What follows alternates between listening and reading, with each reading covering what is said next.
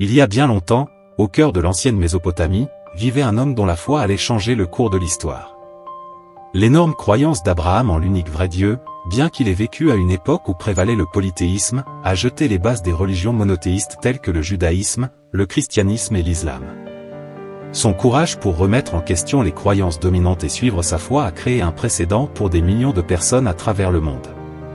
Selon la Bible, l'appel d'Abraham par le divin est raconté dans le livre de la Genèse, plus précisément dans Genèse 12, 1 à 9. Voici un résumé de ce qui s'est passé ce jour-là.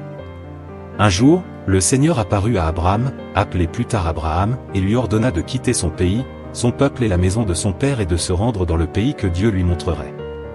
Le Seigneur a promis de faire d'Abraham une grande nation, de le bénir et de rendre son nom grand. Dieu a également promis de bénir ceux qui béniraient Abraham et de maudire ceux qui le maudiraient. Le but de cet appel était qu'Abraham soit une bénédiction pour tous les habitants de la terre. Abraham obéit au commandement du Seigneur et quitta Haran avec sa femme Saraï, appelée plus tard Sarah, son neveu Lot et tous ses biens. Ils traversèrent le pays de Canaan jusqu'à Sichem. Là, le Seigneur apparut de nouveau à Abraham et promit de donner ce pays à ses descendants. Abraham a construit un autel au Seigneur à Sichem en signe de sa dévotion. De là, Abraham se rendit dans la région montagneuse à l'est de Bethel et érigea un autre autel au Seigneur. Il invoqua le nom du Seigneur et continua sa route vers le sud, en direction du Néguev. En chemin, Abraham fut confronté à la famine dans le pays, ce qui le conduisit à résider temporairement en Égypte. Ce moment crucial dans la vie d'Abraham a marqué le début de son chemin de foi et d'obéissance à la volonté de Dieu. Il a jeté les bases de l'alliance entre Dieu et Abraham, qui allait finalement façonner le destin des descendants d'Abraham et jouer un rôle important dans l'histoire du salut, selon le récit biblique. Selon les récits bibliques, Dieu a conclu une alliance avec Abraham, lui promettant une nombreuse descendance et une terre pour son peuple. Cette promesse, connue sous le nom d'alliance abrahamique, est au cœur des systèmes de croyance du judaïsme et du christianisme. La réalisation de cette alliance par la création de la nation d'Israël a eu des implications considérables pour la géopolitique et l'histoire religieuse. Le voyage d'Abraham illustre la foi en action. Sa volonté de quitter son pays natal, de subir des épreuves et sa confiance dans la direction divine constituent un exemple intemporel de fidélité et d'obéissance. À travers son histoire, d'innombrables personnes ont trouvé l'inspiration pour persévérer dans leurs propres épreuves et tribulations. Les enseignements moraux et la conduite éthique d'Abraham, tels que décrits dans les textes religieux, ont façonné les structures d'éthique de nombreuses sociétés.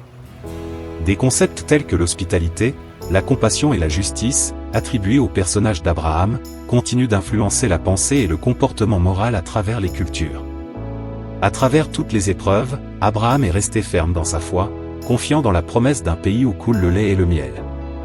Et finalement, après des années d'errance, Abraham atteint la terre promise, où sa foi fut récompensée. Et même si son parcours est peut-être terminé, son héritage perdure, inspirant les générations futures. Car vraiment, Abraham restera à jamais dans les mémoires comme le père de la foi. La figure d'Abraham sert de symbole unificateur pour le dialogue et la coopération interreligieux.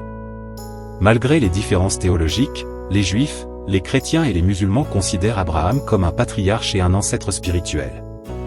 Ce respect partagé pour Abraham a facilité un dialogue constructif et une compréhension entre diverses communautés religieuses. Selon la Bible, Abraham a vécu jusqu'à 175 ans, Genèse 25, 7. Abraham a eu plusieurs enfants, mais avec sa femme Sarah, il a eu un fils nommé Isaac, Genèse 21, 1 à 7. Ismaël, le premier fils d'Abraham, lui est né de la servante de Sarah, Agar, Genèse 16, 15. De plus, après la mort de Sarah, Abraham épousa Kétura et ils eurent 6 fils, Zimran, Jokshan, Médan, Madian, Ishbak et Shua, Genèse 25, 1 à 4. Merci pour votre temps. N'hésitez pas à vous abonner à notre chaîne pour un contenu plus engageant. J'espère que vous nous rendrez visite dans la prochaine vidéo. Que Dieu vous bénisse.